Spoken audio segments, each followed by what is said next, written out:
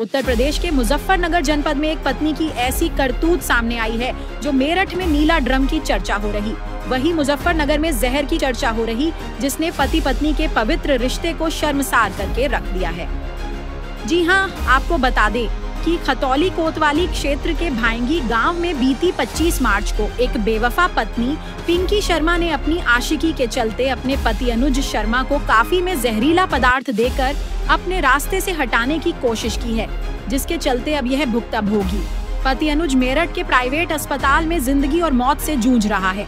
आरोप है कि पत्नी पिंकी का अपने ही भांजे के साथ शादी से पहले से प्रेम प्रसंग चल आ रहा है, जिसकी वजह से अक्सर पिंकी और अनुज के बीच झगड़े हुआ करते थे। अब इस घटना के बाद पिंकी की आशिकी के कुछ फोटो भी सामने आए हैं। बताया जा रहा है कि पिंकी अपने आशिक भांजे के साथ जब मनाली घूमने के लिए गई थी, तब यह फोटो वहां पर खिंचवाए गए थे।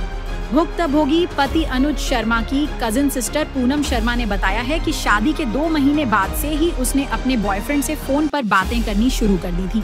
यानी कि यह कहे कि शादी के 2 महीने बाद ही अनुज के परिवार को पिंकी की आशिकी के बारे में पता चल गया था, जिसकी जानकारी देते हुए अनुज की कजिन सिस्टर पूनम शर्मा ने बताया कि मुझे पता चला, रात को फोन गया कि मेरा भाई हॉस्पिटल में भर्ती है।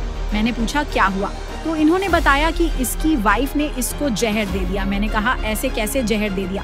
फिर मैं सुबह यहाँ आई, मैं यहाँ आकर देखा क्या हुआ, तो मेरे भाई के जो दोस्त हैं और मौसी की बेटी, इन्होंने मुझे कुछ फोटोग्राफ दिखाए जो महिला के बॉयफ्रेंड के साथ मनाली के फोटोग्राफ है। कुछ वीडियो दिखाई है जो महिला घंटों तक रात को 12 बजे 2 बजे रात तक लड़के से बात करती थी, जब मेरा भाई नौकरी के लिए चला जाता था। मेरे भाई के दोस्तों ने बताया कि हम इसे तब हॉस्पिटल लेकर गए हैं। पिंकी ने बोला कि दूध ले आओ चाय के लिए, जबकि घर में दूध रखा हुआ था। फिर भी उसने दूध की थैली मंगाई कि काफी बनानी है।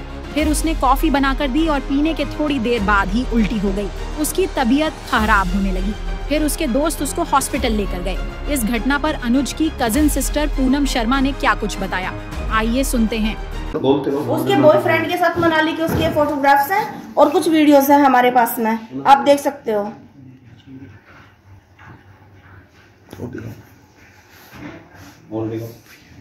और ये रे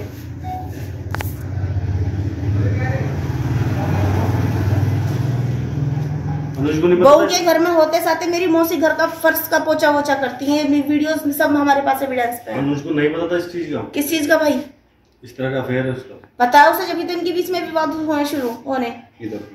तो जब मना किया होगा फिर क्या कहा उसने लड़की ने? ये तो वही बता सकती है, आप उससे पूछो। मैं इसकी बहन लगती हूँ, मौसी की बेटी हूँ। क्या घटनाक्रम है पूरा? भाई मुझे पता चला कि ऐसे रात को मेरे पास फ़ोन गया कि भैया एडमिट है हॉस्पिटल में। मैंने कहा क्यों, क्या हुआ? तो इन्होंने कहा कि इसकी वाइफ ने इसको जहर दे दिया। मैं कह लगी ऐसे कैसे जहर दे दिया? तो फिर मैं सुबह आई। सुबह आते ही जैसे मैंने देखा कि भाई क्या हुआ, तो मेरे भाई के जो दोस्त हैं और मासी की बेटी, इन्होंने मुझे कुछ फ़ोटोग्राफ्स दिखाए जो लड़की के बॉयफ्रेंड के, लड़की के मनाली के फ़ोटो हैं, और कुछ वीडियोस दिखाई जो लड़की 1.5 घंटा रात को 2 बजे 12 बजे लड़के से बात करती थी, जब मेरा भैया ड्यूटी चला जाता था।